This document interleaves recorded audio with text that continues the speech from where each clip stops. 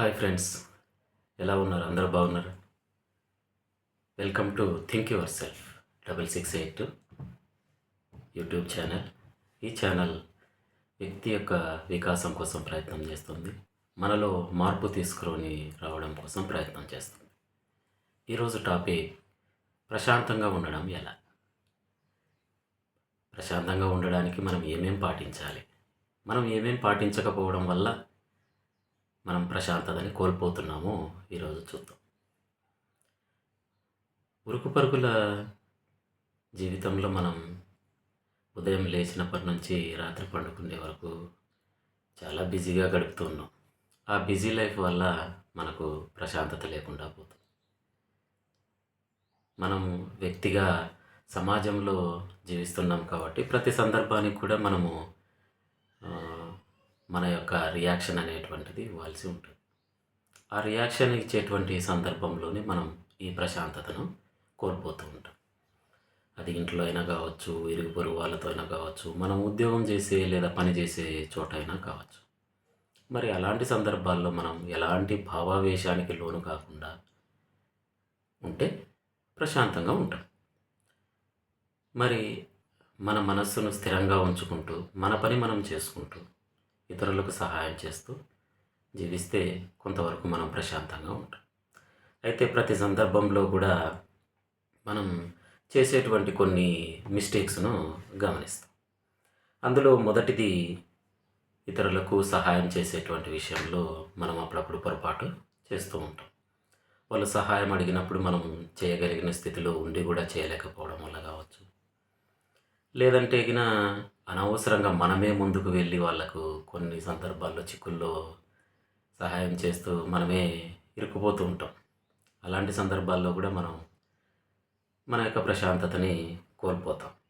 అలాగనే మనం చేసే పనులలో కొన్నిసార్లు మనం సమయానికి కొన్ని చేయలేకపోవచ్చు. అలాంటి సందర్భాల్లో మనం మాటలు పడాల్సి వస్తుంది. అలాంటి సందర్భాల్లో కూడా మనం ఇంటికి వచ్చిన తర్వాత ఎందుకు ఇలా జరిగింది అని లోపలనే మొదలుపడుతూ మన ప్రశాంతతని కోల్పోతూ ఉంటాం. అంతేకాకుండా నెగిటివ్ ఆలోచన ఉండే పీపుల్స్ మన చుట్టూ ఉన్నారనుకోండి, ఆ నెగిటివ్ థాట్స్ అనేవి మన మనసులోనే తిరుగుతూ ఉంటాయి. అట్లాంటి సందర్భంలో కూడా మనము ప్రశాంతత కోల్పోతూ ఉంటాం. అలాగనే మీది కాని విషయాలలో మీరు ఎప్పుడూ తలదూర్చొద్దు. ఇంతకుముందే చెప్పాం మనం. అట్లా మనం తలదూర్చి అవన్నీ మనం నెత్తి మీద వేసుకున్నాం అనుకోండి, వాటి ప్రభావాలు మన మీద పడతాయి. అలాంటి సందర్భాల్లో కూడా మనం ప్రశాంతతను కోల్పోతాం.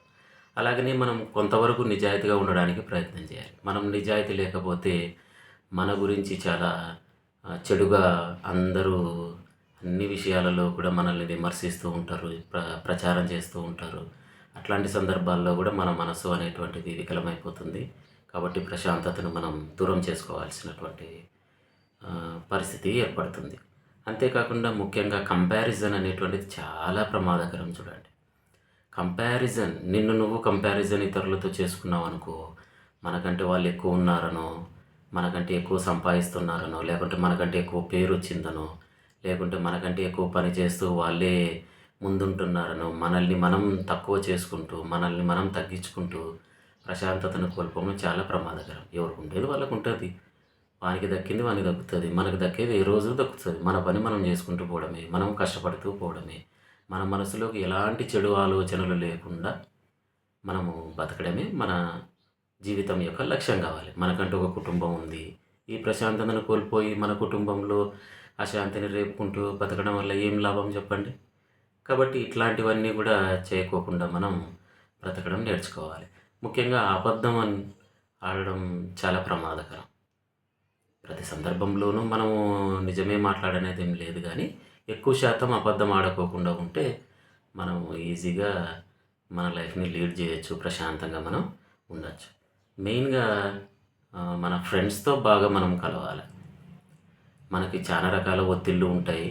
ఆ ఒత్తిళ్ళను తగ్గించుకోవడానికి ఒక భాగం మన మిత్రులతో మాట్లాడడం కానీ, దగ్గరున్న వాళ్ళతో కలవడం కానీ, ఇలా కనీసం వారానికి ఒక రోజన్నా చేస్తూ ఉంటే మనకు కొంత రిలీఫ్ అనేటువంటిది దొరికి మన మనసులో మన మీద ఒత్తిడి అనేటువంటిది తగ్గుతుంది. అలాగనే ఏ దానికి కూడా అంత తొందరగా రియాక్ట్ అవ్వాల్సినటువంటి అవసరం లేదు. ఆ పరిస్థితిని బట్టి, ఆ సందర్భాన్ని బట్టి, ఆ విషయాన్ని బట్టి రెస్పాండ్ కావాలి. అంతేగాని ఊరుకూరుకనే అన్ని విషయాలకు మనము రెస్పాండ్ అయ్యి దాన్ని ఏదో చేయాలని చెప్పి చేయలేకపోవడము ఇట్లాంటి వల్ల కూడా మనము ప్రశాంతతను కోల్పోతాం.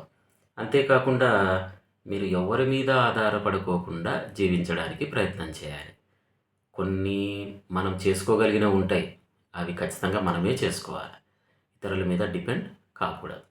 అట్లాంటి పనులు ఏమున్నాయో గుర్తుంచుకొని మనం చేసుకుంటే మరీ మంచిది.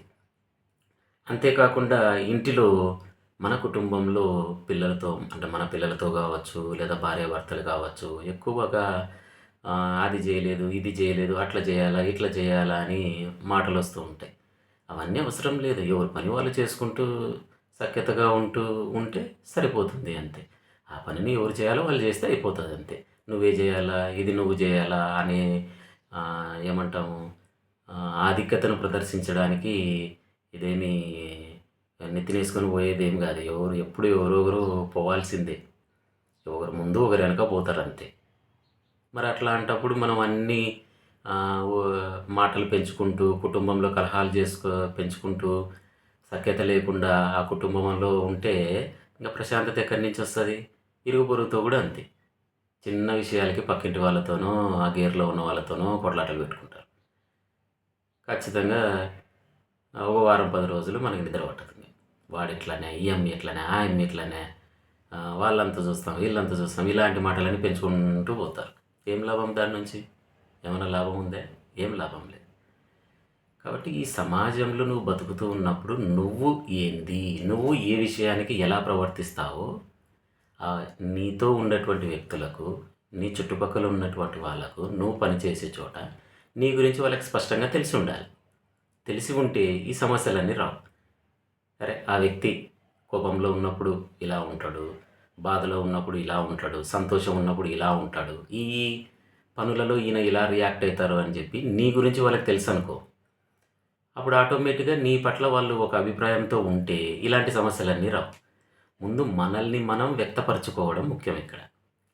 మనల్ని వ్యక్తపరచుకోకుండా మనం చేసేటువంటి పనులు కావచ్చు, వాళ్ళ రియాక్షన్స్ అనేటువంటివి అలాగనే ఉంటాయి. కాబట్టి ప్రతి సందర్భంలో కూడా మనం ప్రవర్తించేటప్పుడు ఇప్పుడు చెప్పినటువంటి విషయాలే కాకుండా ఇంకా చాలా విషయాలు ఉంటాయి ప్రశాంతంగా ఉండడానికి. మనము ప్రశాంతంగా ఉండడం అనేటువంటి దాన్ని చూసుకున్నట్లయితే ఏ విషయాల పట్ల కూడా రాగద్వేషాలు లేకుండా ప్రవర్తించడమే ప్రశాంతత అంటే. వీడు మనోడు కాబట్టి వీడిని ఎక్కువ చూస్తాము, వాడు పరాయోడు కాబట్టి వాడు తక్కువ చూస్తాము అంటే అది ప్రశాంతతకు దారితీయదు. కాబట్టి ఇలాంటి మంచి విషయాల కోసం మన ఛానల్ను సబ్స్క్రైబ్ చేయండి. మీ బంధుమిత్రులకు షేర్ చేసి సబ్స్క్రైబ్ చేసేటట్లు చూడండి. ధన్యవాదాలు.